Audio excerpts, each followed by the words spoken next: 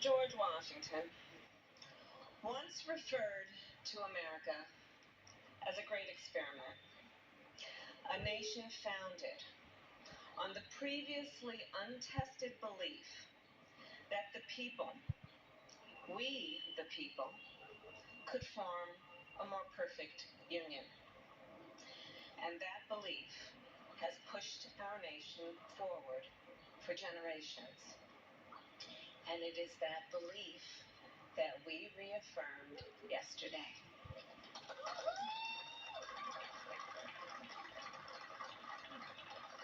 Through the confirmation of the first black woman to the United States Supreme Court.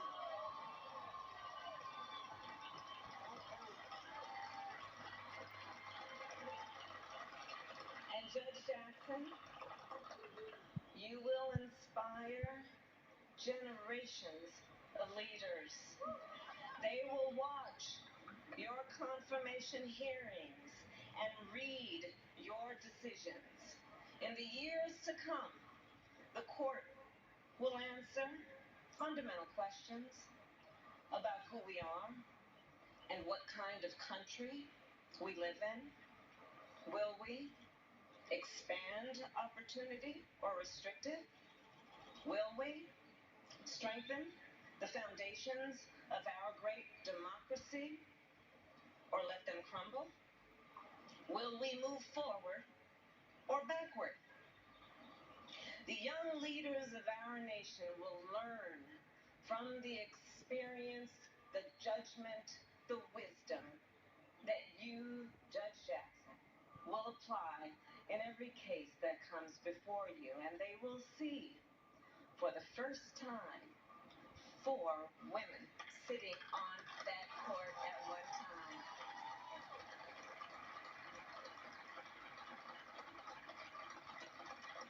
So as a point of personal privilege, I will share with you, Judge Jackson, that when I presided over the Senate confirmation vote yesterday, while I was sitting there, I drafted a note to my goddaughter.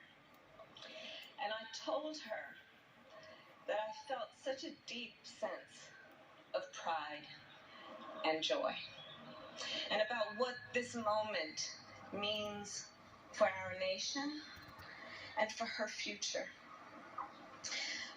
And I will tell you, her braids are just a little longer than yours. But as I wrote to her, I told her what I knew this would mean for her life and all that she has in terms of potential. So indeed, the road toward our more perfect union is not always straight, and it is not always smooth, but sometimes it leads to a day like today.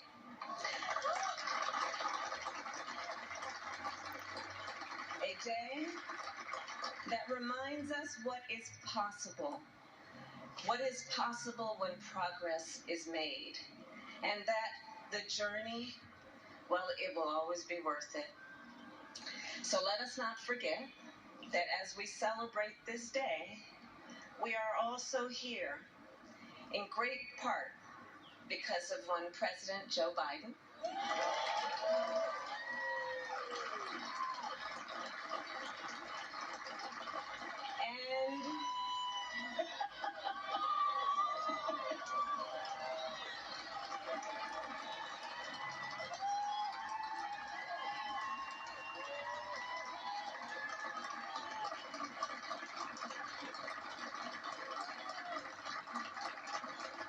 And because of Joe Biden's vision and leadership and commitment, a lifelong commitment to building a better America.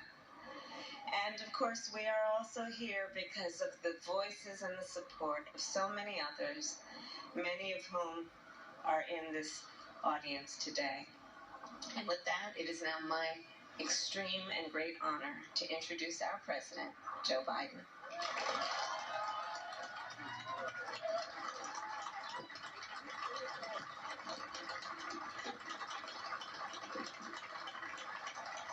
Thank you, you, Kamala. Thank you, thank you, thank you. The first really smart decision I made in this administration. My name's Joe Biden. Please sit down. I'm Jill's husband and Naomi Biden's grandfather. And folks, now yesterday, this is not only a sunny day. I mean this from the bottom of my heart. This is going to let so much sun shine on so many young women, so many young black women, so many minorities, that it's real. It's real. We're going to look back, nothing to do with me. We're going to look back and see this as a moment of real change in American history. I was on the phone this morning, Jesse, with President Ramaphosa of South Africa. And he was talking about how the time that I was so outspoken about what was going on in my meeting with Nelson Mandela here. And I said, I'm shortly going to go out, I'm looking out the window.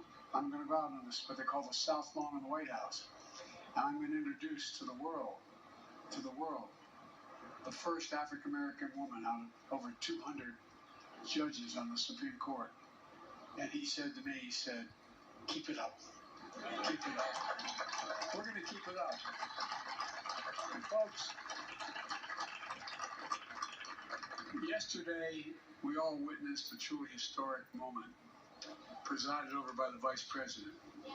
There are moments that people go back in history and they're literally historic, consequential, fundamental shifts in American policy.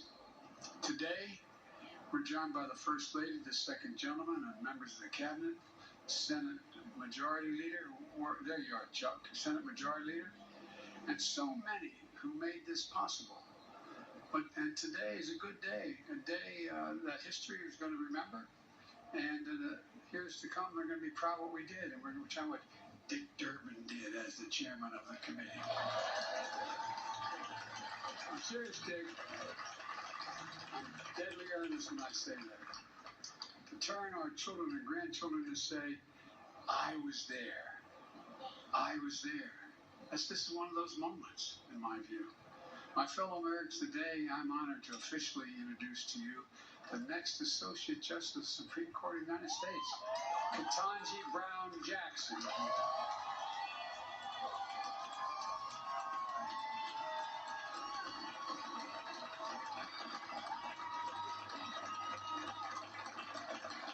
After more than 20 hours of questioning at her hearing and nearly 100 meetings, she made herself available to every single senator who wanted to speak to her and spoke for more than just a few minutes, answering their questions in private as well as before the committee.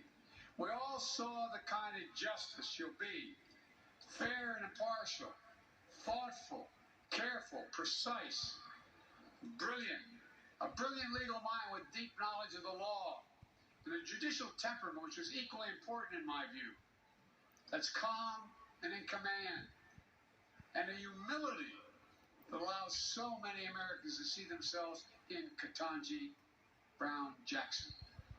That brings a rare combination of expertise and qualifications to the court. A federal judge who has served on the second most powerful court in America, behind the Supreme Court. A former federal public defender with the ability to explain complicated issues in the law in ways everybody, all people can understand. A new perspective. When I made the commitment to nominate a black woman to the Supreme Court, I could see this day. I literally could see this day because I thought about it for a long, long time. As Jill and Naomi will tell you, I wasn't going to run again. But when I decided to run, this was one of the first decisions I made. I could see it. I could see it as a day of hope, a day of promise, a day of progress. A day when, once again, the moral arc of the universe, as Barack used to quote all the time, bends a little more toward justice. I knew it wouldn't be easy, but I knew the person I nominated would be put through a painful and difficult confirmation process. But I have to tell you, what Judge Jackson was put through was well beyond that. There was verbal abuse, the anger, the constant interruptions, most vile, baseless assertions and accusations. In the face of it all, Judge Jackson showed the incredible character and integrity she possesses. Poised.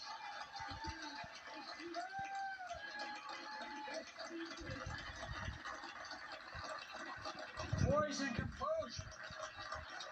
Patience and restraint. And yes, perseverance and even joy. Even joy.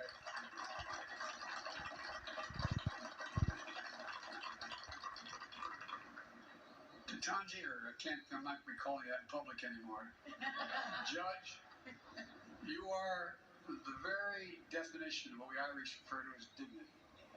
You have enormous dignity. And it communicates to people. It's contagious. And it matters. It matters a lot. Maybe that's not surprising if you look to sat behind her during those hearings. Her husband, Dr. Patrick Jackson, and his family. Patrick, stand up, man. Stand up. Talia and Layla, stand up. I know it's embarrassing the girls.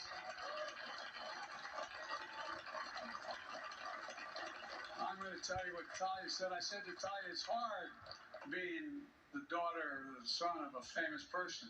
I said, imagine what it's like being president. She said, she may be. I couldn't agree more. Thank you. Thank you, thank you, thank you. And Ketanji, her brother, a former police officer and a veteran. Ketanji, stand up, man. This man looks like he can still play, buddy. He's got biceps about as big as my calves. Thank you, bud.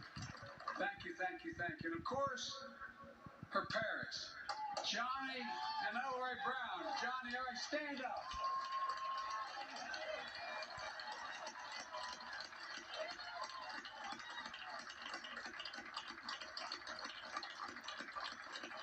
I'll tell you what.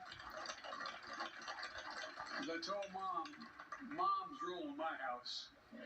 No, you not think I'm kidding. I'm not. My mom and my wife as well. Look, people of deep faith, the deep love of family and country, that's what you represent.